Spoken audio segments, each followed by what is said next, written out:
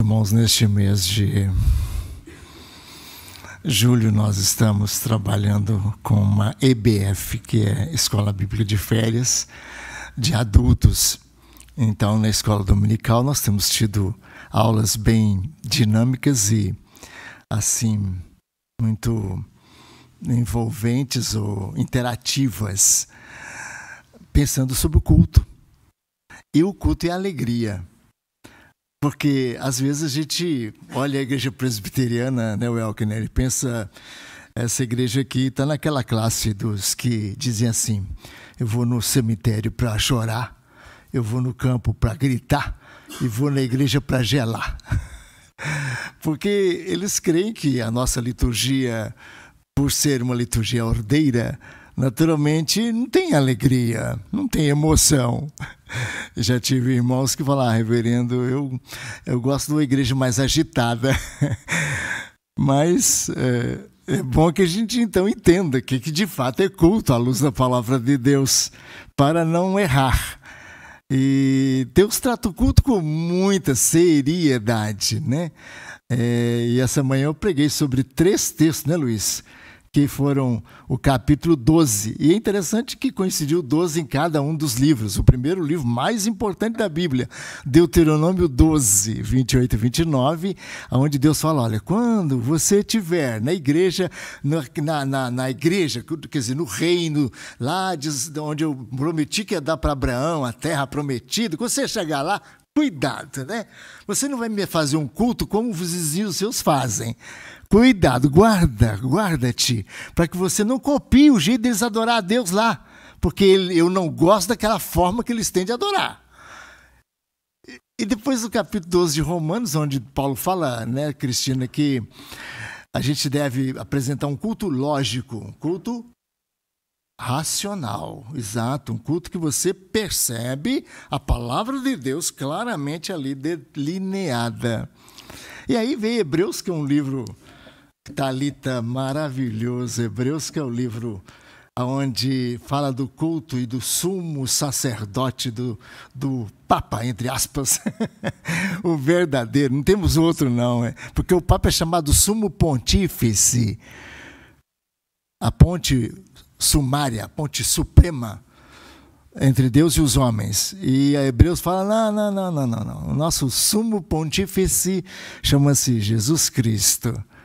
E aí, nesse texto de Hebreus 12, fala: olha, cuidado quando você adora a Deus. Adora Ele como Ele agrada. Sabe como? Com reverência e santo medo. Porque o nosso Deus é fogo consumidor. E aí, ele falando isso, Hebreus está citando Deuteronômio, né? Onde, aliás, Deus está citando o livro de Deuteronômio, onde Deus fala assim: olha, vocês quando entrar na terra prometida, não façam um culto que tenha imagens, que tenha a imagética, que tenha... Não faça isso, porque eu sou Deus zeloso e sou fogo consumidor. E toda vez que as pessoas erraram no culto, é engraçado, né? Às vezes você erra na vida, mas Deus, por misericórdia, poupa, não assume, como Davi adulterou, ele tinha que ser morto, mas Deus misericordiosamente perdoou pelo seu arrependimento. É interessante que Deus trata alguns pecados que nós achamos gravíssimos. Deus trata com menos rigor do que quando a pessoa erra na maneira de adorar. Lembra de Nadab e Abiú? Os filhos de Arão foram mortos no altar. Lembra de Caim e Abel? Que Deus abominou o culto de Caim. E o resultado foi a morte de Abel. Cristo, né? Na verdade, Abel era a origem da adoração. O filho que haveria de ser ascendente de Jesus Cristo. Então é isso aí. Aí eu prometi que eu ia pregar em Hebreus 12 de manhã, mas o tempo foi exíguo. A gente teve muitas coisas boas de manhã, né? Muitas, uma triste também, mas alegre de qualquer maneira, né? mas a gente então não deu para pregar. Então agora vamos abrir lá em Hebreus capítulo 12. Carta aos Hebreus, capítulo 12. Calvino achava que essa carta, parece-me, foi escrita por Paulo, né? É a forma de escrever muito, ou de dizer, né? É muito parecida de fato com Paulo.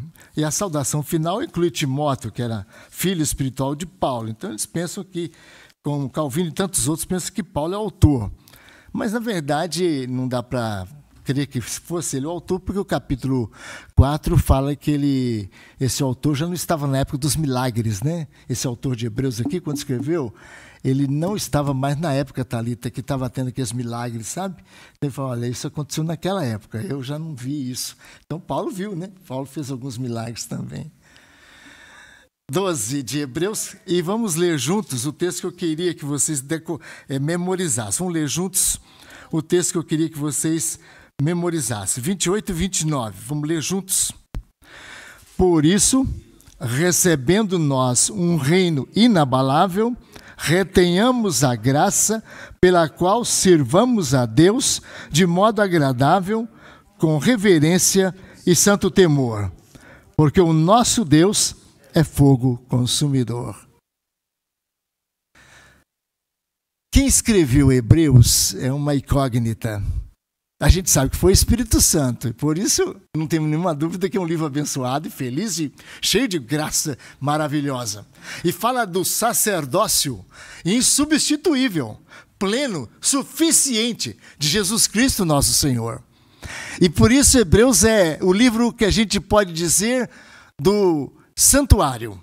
Se Romanos é um livro, é uma carta que fala do trono de Deus, de um Deus soberano, Hebreus fala de um livro que é o santuário, onde está o nosso sumo sacerdote, o Senhor Jesus. Há 7 exortações neste livro, muito caracteristicamente impressionante. O autor foi clássico, judeu, realmente um judeu de grande cultura, que sabia escrever e escrevia num contexto muito parecido com a forma que havia para a memorização fácil do livro.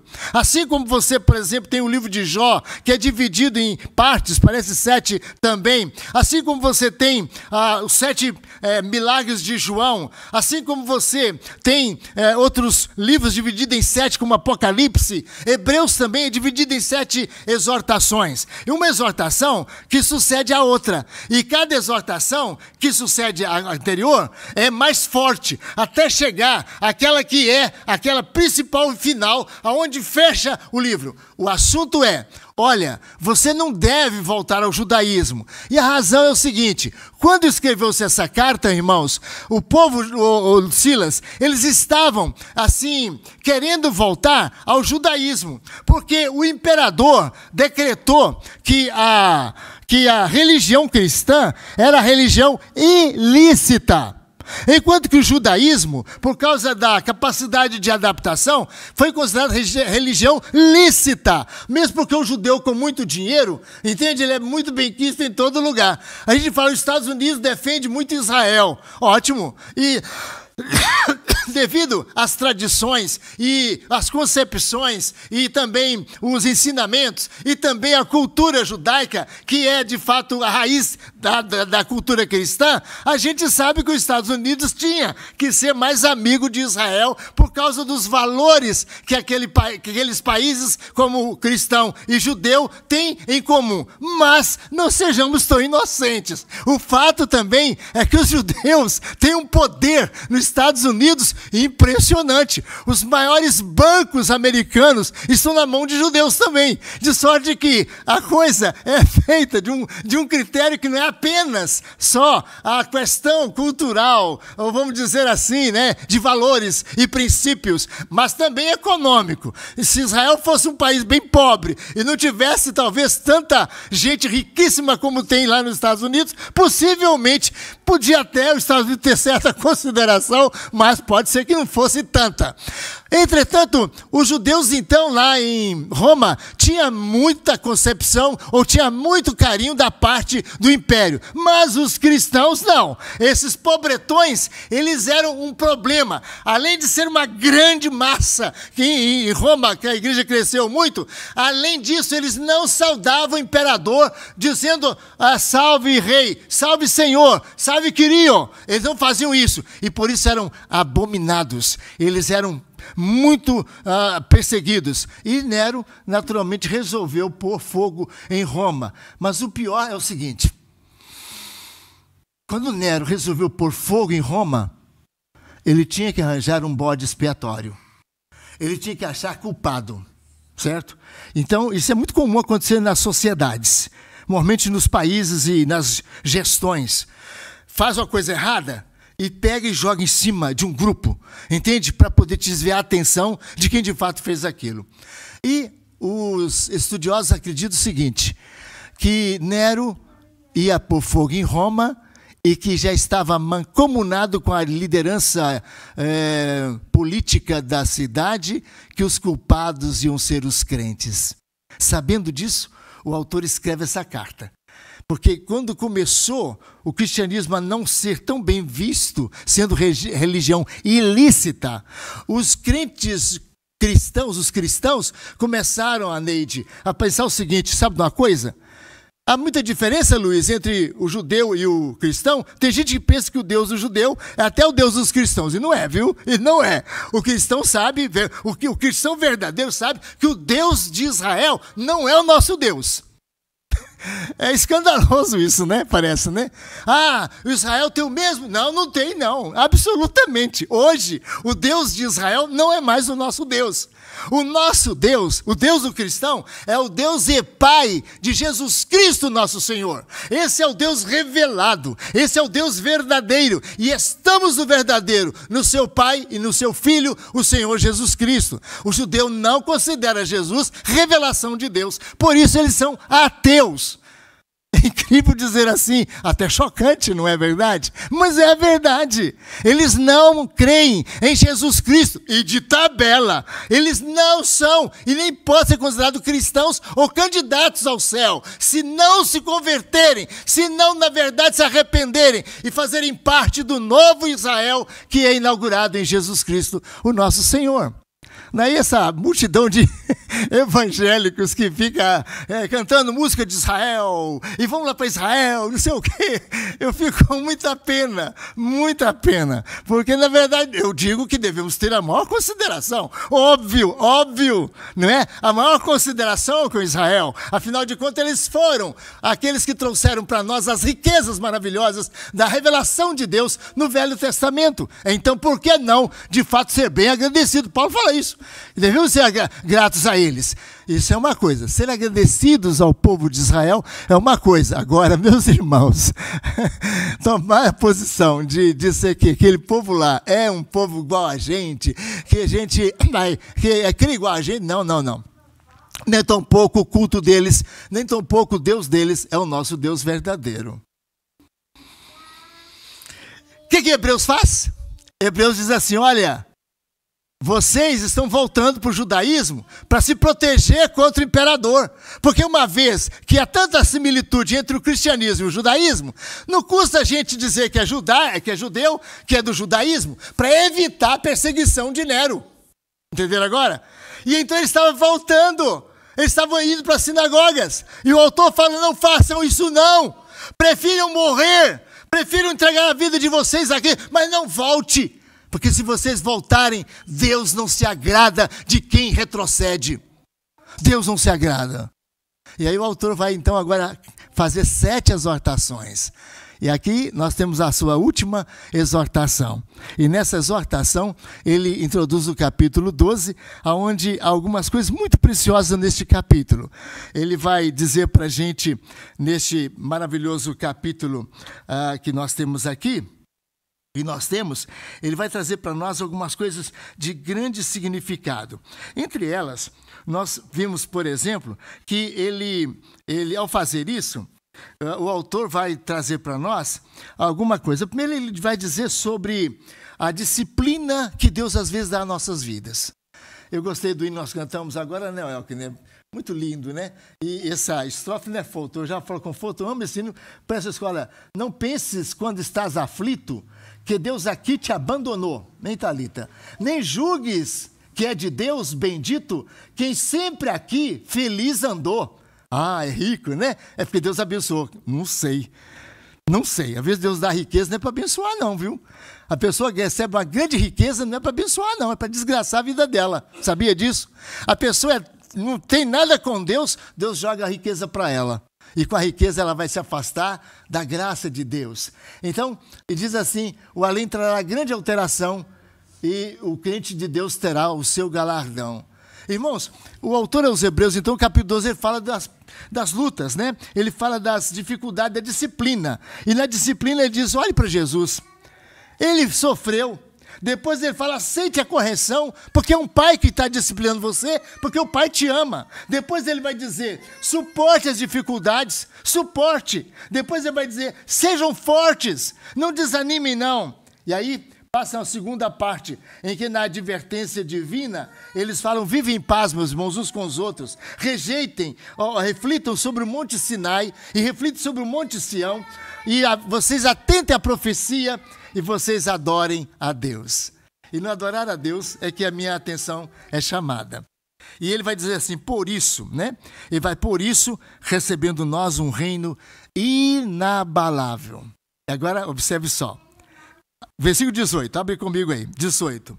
Ora, não tendes chegado ao fogo palpável e ardente, não tendes chegado à escuridão, nem tendes chegado às trevas, e nem chegado também à tempestade. Vocês não chegaram também ao clangor da trombeta e aos sons de palavras tais, que quantos ouviram, suplicaram que não lhes falasse, pois não suportavam o que lhes era ordenado. Até um animal se tocar no monte, morrerá. Na verdade, de tal modo, era horrível espetáculo, que Moisés disse, sinto-me aterrado e trêmulo. Que está dizendo aqui o seguinte, olha gente, vocês que são crentes em Jesus, vocês não chegou naquele Monte Sinai não. Ah não, graças a Deus. Sabe por quê? Cristo chegou lá por você. Entende? Porque no dia que Deus falou no Monte Sinai, que ele se revelou naquele monte, foi isso que aconteceu. Você viu o fogo palpável e ardente. Diz a Bíblia que o monte ardia em chamas, porque Deus estava presente, o monte tremia. A Bíblia diz que havia uma escuridão ao redor, nuvens escuras. A Bíblia diz que havia trevas e havia a tempestade que parecia ameaçar. Havia o clangor de trombeta. A trombeta anunciava a chegada, anunciava e chamava o povo para a presença de Deus. Havia um clangor de trombeta contínuo, como se a trombeta estivesse soando. E eles viram também, né, o som de palavras tais. A palavra tais aqui era a palavra de Deus que ditava a lei para Moisés. E aquela palavra era como o trovão. Ao falar Deus, era como o trovão. Uma vez Cristo estava falando e aconteceu um trovão. Deus falou no trovão. Então a voz de Deus era tão poderosa, era uma voz tão tremenda que eles que estavam ouvindo não aguentavam o trovão que estava acontecendo. Era Deus que estava falando, Deus falava e eles disseram, não queremos que Deus fale porque nós morreremos, fala Moisés em lugar dele. Então Deus chamou Moisés para poder falar no lugar de Deus, porque a voz de Deus era tão trombeteada, era tão retumbante, era tão ameaçadora que eles ficaram nessa situação. Então vocês não chegaram ao som de palavras tais que quantos ouviram, suplicaram que não lhes falassem mais, pois não suportavam o que lhes era ordenado. Era esse o quadro terrível no dia que a lei foi dada. Ninguém podia aproximar de Deus. Ali estava a presença de Deus, Luiz, mostrando a sua plena santidade, a sua glória fulminante, de sorte que qualquer pecador e até um animal que se aproximasse do monte era eliminado, era queimado, era destruído, porque ali estava a visão de uma religião que era palpável, uma religião externa, uma religião dos olhos, uma religião que de fato as pessoas podiam sentir, arrepiar. Era aquela visão de uma religião que fazia tremer, uma religião onde a lei estava colocada nas pedras. E aí ele fala, vocês não chegaram nisso. os crentes não chegaram nisso. Que bênção! Nós, os crentes em Jesus Cristo, não chegamos naquele lugar. Os outros estão lá. Os outros estão lá. Aqueles que não são crentes estão lá ainda. Estão ainda ouvindo ameaça. Porque a pessoa que não é crente em Jesus é toda essa expectativa da ira de Deus que se consumirá no inferno, das suas vidas no inferno. Então ele está dizendo, vocês não chegaram lá, porque Jesus assumiu aquele lugar para nós. Então ele vai dizer agora o seguinte, ele vai dizer, mas agora versículo 22, agora veja que coisa abençoadíssima, reverendo Folter e Zilmar, mas tendes chegado ao Monte Sião. Interessante. Vocês não chegaram ao Monte Sinai com aquele terror, com aquela ameaça, com aquela coisa horrível, mas vocês chegaram ao Monte Sião. Onde está Jerusalém? Um monte de alegria, um monte onde você tem a bênção da comunhão plena com Deus. Vocês chegaram ao Monte Sião, a cidade de Jerusalém, que está como coroa do Monte de Sião. E eu não estou falando aqui, ele não fala aqui da cidade palpável, não é a cidade de Jerusalém, aquela cidade de alvenaria, de prédios, não. Ele está falando da cidade de Jerusalém, ter chegado à cidade do Deus vivo. E essa cidade agora é a igreja, é o povo de Deus, porque João vai dizer, eu vi descendo do céu a cidade nova, a nova cidade, a nova Jerusalém, que descia do céu, ataviada como noiva para o seu marido, como noiva para o seu noivo. É a igreja de Jesus, a nova Jerusalém. Vocês chegaram então ao Monte Sião, aonde Jesus Cristo entregou a sua vida por nós, aonde ali, ele derramando o seu sangue, foi entregue ali. Vocês chegaram então, tendo chegado à cidade do Deus vivo, chegaram a Jerusalém celestial, não é Jerusalém terreal, porque vocês chegaram à religião, a Jerusalém do céu. Sim, vocês chegaram a uma cidade onde de fato a glória de Deus e a vida espiritual tem a sua máxima apresentação. Vocês chegaram a Jerusalém celestial. Vocês chegaram também a incontáveis hostes de anjos. Isso mesmo, lá no Velho Testamento, você lembra bem que entregou a lei a Moisés, a Bíblia fala que Moisés recebeu a lei pela mão dos anjos. Os anjos estavam ali, Moisés estava no monte, os anjos estavam lá. Mas aqui ele fala, não eram poucos os anjos, lá eram poucos, mas agora vocês estão reunidos com a incontável hoste de anjos. Ou seja, irmãos, enquanto estamos adorando aqui, a Bíblia diz que anjos de Deus estão aqui presentes. Nós não falamos a eles, nós não servimos a eles, nem tampouco impressionamos vocês com a presença deles. Eu sei que eles estão presentes. A Bíblia fala que quando o povo de Deus está adorando a Jesus, os anjos de Deus estão presentes. E os anjos de Deus são a proteção dos crentes. No próprio livro de Hebreus 1:7 fala que os anjos são ministradores daqueles que são escolhidos, daqueles que temem ao Senhor. Você tem o anjo de Deus, meu irmão, se acampa ao redor de você para proteger a sua vida. Então há muita hoste de anjos. A igreja que não conhece a palavra faz cada coisa horrível, não é?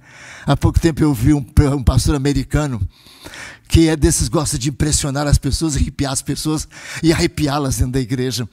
E ele dizia, irmãos, os anjos de Deus estão aqui. E nisso, inesperadamente, ele viu uma pena de um pássaro caído assim. Ele pegou a pena e levantou e disse, irmãos, vejam, glória a Deus, a pena de um anjo está aqui. O povo caiu de joelho, gritaram, falaram em línguas. Ele viu a pena de anjo. Eu até brinquei, devia ser um anjo que estava trocando de pena naqueles dias, né? Tem anjo que fica velho, as penas caiu. Deve ser um anjo que passou por lá e a pena do anjo caiu. Irmãos, que tristeza de ver pessoas que têm essas coisas. Nós não falamos com anjos, não. Nós não oramos a anjos, não. Nós não confiamos em anjos, não. Nós confiamos no Deus vivo e verdadeiro. E quando fala o anjo do Senhor, está dizendo do próprio Cristo também, e que é aquele que protege o seu corpo, a sua igreja santíssima. Então vocês chegaram a incontáveis hostes de anjos. Vocês chegaram também, olha aí, versículo 22, a universal assembleia. Que maravilha, a palavra aqui, universal assembleia, e ele vai explicar. Igreja dos primogênitos. Que coisa maravilhosa! Vocês chegaram à Igreja Católica, não é? À Igreja Universal. Vocês chegaram à Universal Assembleia. A palavra Assembleia aqui é traduzida no grego de eclésia. Igreja, eclesia. A palavra eclesia, minha irmã querida, a palavra igreja significa eclesia. É para fora, vem para fora. E kletos ou kletos é chamado. Então a igreja é o povo que foi chamado do mundo. Você é igreja, porque você não é mais do mundo, você foi chamado para pertencer a Jesus. Você escutou e falou: eu quero ser batizada, eu quero ser de Jesus, eu quero ser da igreja do Senhor, essa igreja que foi lavada no sangue de Jesus, essa é a igreja de Cristo, o nosso Senhor. Vocês então agora se chegaram à Assembleia Universal, a igreja do universo, do mundo inteiro, a igreja que confessa a Jesus Cristo como Senhor, a igreja que confessa unicamente a Jesus Cristo como Salvador. Vocês chegaram à igreja também dos primogênitos. E aqui você lembra dos primogênitos do Egito, não é? Ou Jesus, como diz Colossenses 1, o primogênito entre os mortos. Então nós somos, antigamente o primogênito era só o primeiro Laudi, que nascia em casa, que ele era o primogênito, o primeiro que nasceu, certo? Ele é o primogênito. E a Bíblia fala que era o primogênito que tinha o direito da herança, como aconteceu com Esaú e Jacó. Lembra disso? Que Esaú vendeu o seu direito de primogenitura para Jacó. Então, quem era primogênito era Esaú. Então, antigamente era muito importante ser o primogênito, porque era o herdeiro, era de fato a pessoa que tinha a promessa da redenção, a promessa de vir o Messias por ele também. Mas agora ele fala: vocês chegaram aqui, chegaram à igreja dos primogênitos. Aqui, Luiz, aqui, Bruno, querido, aqui os primogênitos, sabe quem é? Todos os crentes. Engraçado, mas como eu não sou primogênito, eu sou o terceiro filho da minha casa, você deve ser quase o último filho da sua casa. Você é primogênito? Não. Sim. Em Cristo você é, porque Jesus é o primogênito e você está em Jesus.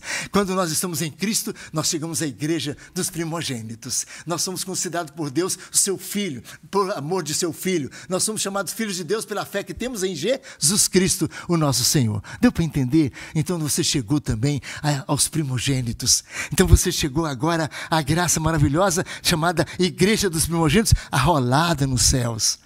Ah, meu amado irmão, é muito importante, Silas, a gente está arrolado aqui na igreja na terra. Está comprometido com a igreja visível aqui na terra. Você está no rol dos membros da igreja. Está na ata do conselho, você foi admitido membro da igreja. Está no rol da igreja. Está no rol da secretaria da igreja. Mas eu perguntaria, será que o seu nome está na secretaria do céu? Seu nome está rolado lá em cima, Thalita. O meu nome está lá, Thalita, querida.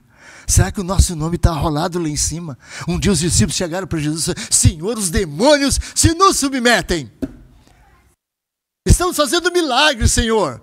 Cristo disse: vocês não devem ficar alegres por isso. Vocês devem ficar alegres, sabe por quê? Porque o vosso nome está escrito lá no rol do céu. Isso aí. Aqui está dizendo que vocês chegaram à igreja dos primogênitos arrolado nos céus. E vocês chegaram a Deus, o juiz de todos. Ah, que coisa horrível. Era aquele juiz ali no Monte Sinai, que não podia aproximar ninguém, que seria morto, porque tal é a sua santidade. O juiz que condenava, o juiz que mandava ao inferno, o juiz que podia punir com a morte. Sim, mas vocês chegaram agora também a Deus, o juiz de todos. Mas tem um detalhe interessante. E vocês também chegaram aos espíritos dos justos, juiz e justo. Olha duas palavras interessantes aqui que você não pode separar: juiz e justificados. Sim, agora eu chego diante do meu juiz e não temo mais o juiz, porque a sentença que ele ia dar a mim, ele passou ao seu filho, o Senhor Jesus, de sorte que Jesus recebeu o castigo que eu ia receber. Eu não sou mais condenado, porque aqueles que creem no Senhor não são mais condenados. Aqueles que creem em Jesus já passaram da morte para a vida. Não entram em condenação, passaram da morte para a vida. É isso mesmo, você foi justificado. Agora você não teme mais o juiz. O juiz já deu a sua sentença e já aplicou a sua sentença naquele em quem você acreditou, em quem você creu. Porque o justo viverá pela fé. E justificados, pois, mediante a fé, temos paz com Deus. Então, vocês chegaram ao Espírito. Alguns católicos creem, alguns outros intérpretes creem, que aqui fala que nós chegamos aos espíritos dos justos aperfeiçoados. Eles creem que aqui se refere àqueles santos, a Neide, Reverendo Marcelino, aqueles santos que foram canonizados, né? E que agora pode escutar nossas orações, estão lá no céu e são aperfeiçoados. Não. O autor está falando de nós mesmos, de nós aqui. É tanto que ele fala que nós chegamos, né, ao Espírito dos justos aperfeiçoados, justos que o juiz ia condenar e que o juiz deu a sentença de justificação. Então nós somos aqui, esse grupo aqui. E diz assim, e vocês chegaram, olha que beleza, que maravilha, a Jesus. Vocês chegaram a Jesus, o mediador da nova aliança. Sim, eles chegaram a Moisés. Foi Moisés que recebeu a lei. Foi Moisés que mediava. Mas vocês não chegaram a Moisés. Vocês chegaram a Jesus, o mediador. Sim, o nosso maravilhoso e bendito Salvador. Aquele que nos reúne aqui para adorá-lo, para glorificá-lo, para servi-lo. Então está aqui. Vocês chegaram a Jesus, o mediador da nova aliança. Porque eu farei com o meu povo uma nova aliança. Não segundo a aliança de seus pais, que eles não obedeceram. Mas firmarei uma nova aliança com a casa de Israel. E Cristo fala, este é o sangue da nova aliança feita no meu sangue. Meus irmãos, nós somos um povo comprometido. A gente fica triste de ver quanta gente que não tem compromisso. É claro. Há muitos dos nossos irmãos, a nossa igreja, né? Tem muitos irmãos que viajam e que trabalham e faz plantões e que por isso muitas vezes não tem condição de vir aqui e estar com a gente sempre adorando o Senhor. Alguns aqui pela manhã podem vir, mas moram tão distantes, tão longe, que a locomoção até aqui fica quase impossível. Quinta-feira é quase impossível para irmãos como Lucas, presbítero Lucas, outros irmãos que moram em outros lugares distintos, como a família da irmã Inácia. Assim, a gente tem muitos irmãos que gostariam de estar com a gente quinta-noite, mas não tem condição. Só de chegar até aqui, do trânsito, já terminou o culto. Mas, entretanto, há outros, não é? Quem sabe nós, muitas vezes que moramos pertinho, que temos todas as condições, e mesmo assim, somos pessoas tão sem compromisso, tão sem aliança. Meus irmãos, quanto precisamos, o quanto vamos valorizar a nossa aliança. A nossa aliança, não há razão para você guardar domingo pela metade. O domingo não é seu, o domingo é de Jesus. Você rouba o domingo, a metade do domingo você fica para você, a outra metade você vai para Deus. Você acende uma vela para você e uma vela para o Senhor. Não faça isso. Se você tiver condições, e repito, há muitos, eu não quero que ninguém saia daqui deprimido, né? Mas há muitos que não têm condição. Há muitos que hoje têm que estar com o pai, com a mãe, não é? Quantas vezes o meu amadíssimo diácono hoje de plantão aqui, tão abençoadamente, não é? Quantas vezes ele é obrigado a faltar domingo porque tem que visitar o sogro, ou a sogra, ou o pai distante, que está velhinho, que precisa dar atenção. É natural isso. Mas, irmãos, eu falo de nós que temos todas as chances, todos os recursos, temos carro, temos Uber, temos tudo, temos até bicicleta se for o caso, temos motocicleta, temos tudo. Mas a gente ainda continua sem aquele compromisso de aliança com o Deus verdadeiro. Meus irmãos, está aqui. Então vocês chegaram a Jesus, o mediador da nova aliança. E agora ele fala, e vocês chegaram também ao sangue da aspersão. Que maravilha. Interessante aqui que o sangue era dos bodes, dos carneiros, para se apresentar a Deus. Aquele sangue era o sangue que declarava o pecador perdoado. Mas aquele sangue era temporário, não era para sempre. E sangue de bodes não pode purificar pecados. Mas o sangue de Cristo pode, Figueiredo. O sangue de Cristo pode purificar os pecados. Nós sabemos dessa verdade espiritual. E aqui fala o sangue da aspersão. O presbiteriano gosta muito dessa palavra, né, Luiz? O sangue da aspersão, não é? Ou seja, o sangue era aspergido. E assim como o batismo, né, a água que representa o sangue da purificação, assim como o presbiteriano joga água na cabeça, né, Thalita? Nós cremos no sangue da aspersão, é o sangue da aspersão. Se chegar ao sangue da aspersão, que fala de coisa superior ao que fala o próprio Abel. Enquanto eu meditava, reverendo Fulton, eu não vou ser dogmático, reverendo Fulton, normalmente perto de uma figura tão ilustre, abençoada, estudiosa, mas eu estive pensando interessante, que ele compara Abel e Jesus Cristo. O sangue de Abel tem um clamor, e o sangue de Jesus tem outro. O sangue de Cristo é superior ao sangue de Abel. Aí eu pensei, interessante, Caim matou Abel, Concorda? Ou seja, Caim representa toda a humanidade má e perversa. Abel representa todos aqueles escolhidos que haveriam de crer no Filho de Deus, o Salvador. Caim mata Abel. Então o sangue de Abel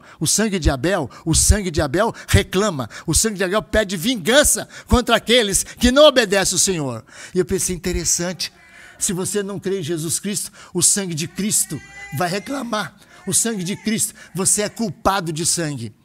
É interessante, meus irmãos, uma coisa fica clara para vocês. Todos os homens são criminosos. Todos os homens são assassinos. Todos os homens desde Adão são todos assassinos. Todos mataram o Filho de Deus com seus pecados. Jesus veio por causa do pecado da humanidade. Ele veio porque a humanidade pecou. Então todos os homens mataram o Filho de Deus. É tanto que Paulo acusa os judeus: vós mataste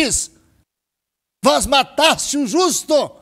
O Elkner, você acha que todo aquele povo que escutava o apóstolo Pedro ali, 3.000 pessoas, que vocês mataram, você acha que todos eles participaram daquela crucificação? Não. Mas não mataram por causa dos pecados. O sangue de Abel clama por vingança, mas o sangue de Jesus clama por perdão.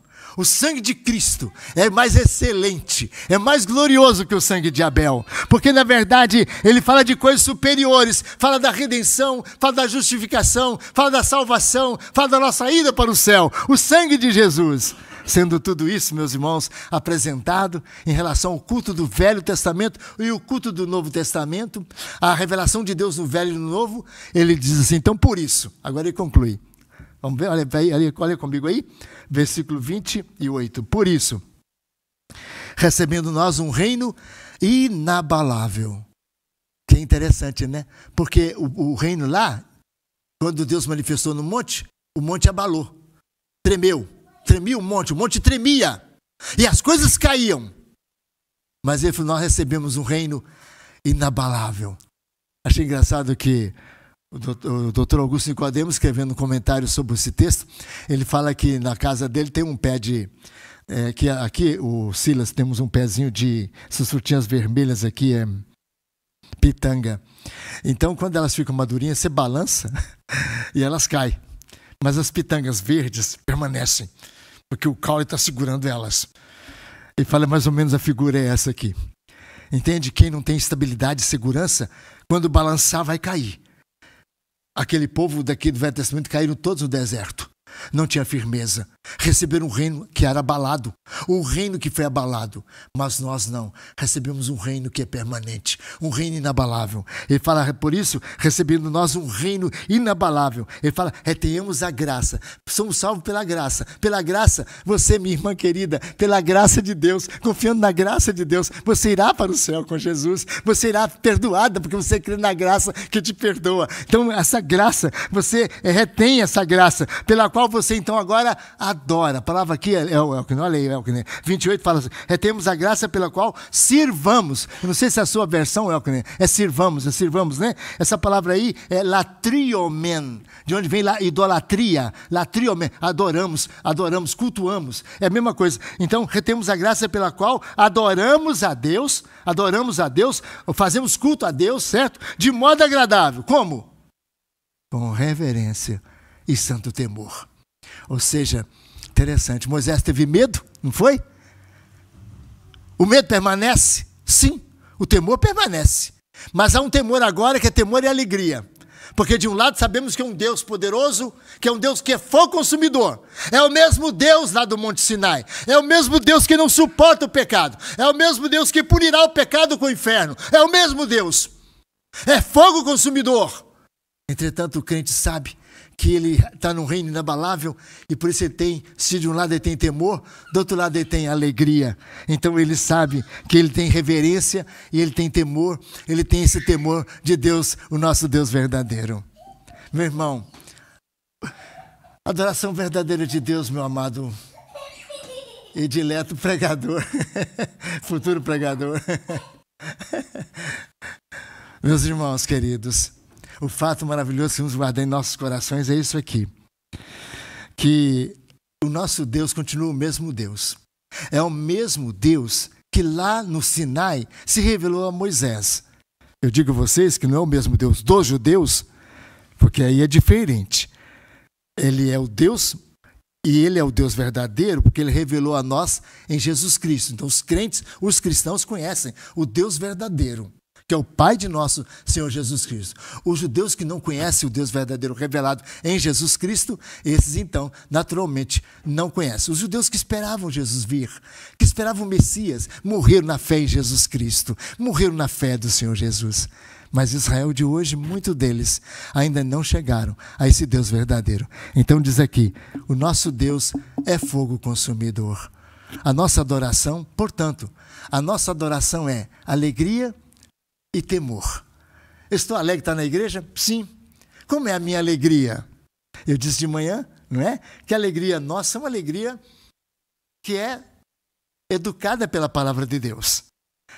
Nossa alegria é uma alegria controlada, uma alegria muito, muito intensa, mas muito sob controle. Você fica alegre, não sai na rua pulando, dançando que nem um índio. Não, você não vai fazer isso. Você está profundamente alegre, mas você está... A pessoa olha para você, você está sorrindo, você está muito alegre, mas você está numa alegria contida, uma alegria bonita, uma alegria nobre, uma alegria educada. A gente vai em algumas igrejas e você vê uma alegria descontrolada. A Bíblia fala que essa alegria não é a verdadeira alegria. O salmista fala no Salmo 2, que a nossa alegria não é igual à alegria deles. Porque a deles parece com a alegria do álcool, do vinho. Lembra disso? Do álcool e do vinho. A nossa alegria não é semelhante à alegria do álcool e do vinho, a alegria descontrolada. A nossa alegria é a alegria do Espírito Santo. É uma alegria ordeira, uma alegria intensa, uma alegria real, uma alegria profunda, uma alegria que nasce de um coração que vive alegre. Porque nem sempre sorrir é ser feliz. E nem sempre cara feia significa falta de felicidade. Porque a felicidade, genuinamente, é conhecer a Jesus.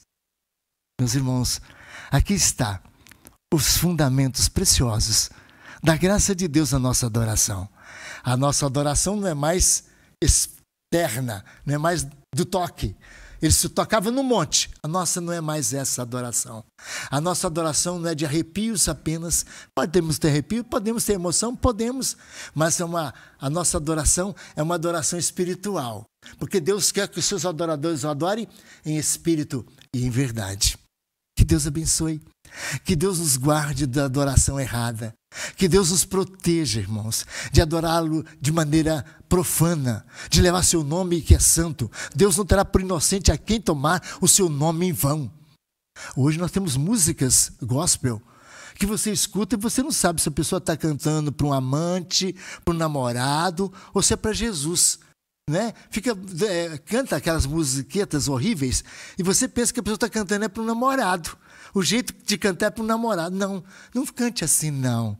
Sabe, isso não é a maneira que glorifique e honra aquele que de fato é o nosso rei, é o nosso soberano Senhor. Cante com reverência, cante com uma letra bonita, bíblica e gloriosa. Porque se você adorar errado, não vai dar certo. Nosso Deus é fogo consumidor. Ele nunca suportou culto falso no Velho Testamento. Não suportou. E ele não suporta ainda hoje. É por isso que volta e meia, você que vê aí certos pastores fazendo sucesso, tendo nome, celebrado, e de repente, Luiz, está com o nome na lama. E às vezes eu penso, olha, adorou errado. Adorou errado. Fui pastor de duas igrejas. Na primeira, quando eu cheguei, havia 200 jovens na igreja aproximadamente, que tinham um encontro toda semana, que era um encontro festivo, celebrativo, de dança, de tudo que você podia imaginar. Lá que cheguei, já cheguei quando quase 70% deles tinham abandonado a igreja. E enquanto eu estive lá, permaneceu na igreja, se muito, 5% deles. Tinha quase 200 jovens. Quando eu assumi o pastorado e continuei o pastorado, ao final tinha cerca de 10 deles, o resto tinha debandado para outras igrejas heréticas, para outras coisas, até para o mundo mesmo. Depois fui pastor de uma outra igreja em São Paulo, aonde também a gente teve grupos assim, onde você via pessoas dando testemunho, falando, e hoje são pessoas praticamente ateias, praticamente longe de Deus, abandonaram a igreja. Algumas até tentaram experimentar drogas. Ah, meus irmãos, quão perigosa é a adoração errada. Quão perigosa é a adoração errada. Que Deus nos guarde. E tenha misericórdia de nós, que nós temos alegria em adorar a Deus em espírito e em verdade, que a nossa alegria seja do fundo da alma, não a coisa tangível, não a coisa que arrepia, mas a coisa que de fato é da Jerusalém celestial, da glória daquele que merece a nossa adoração. Amém.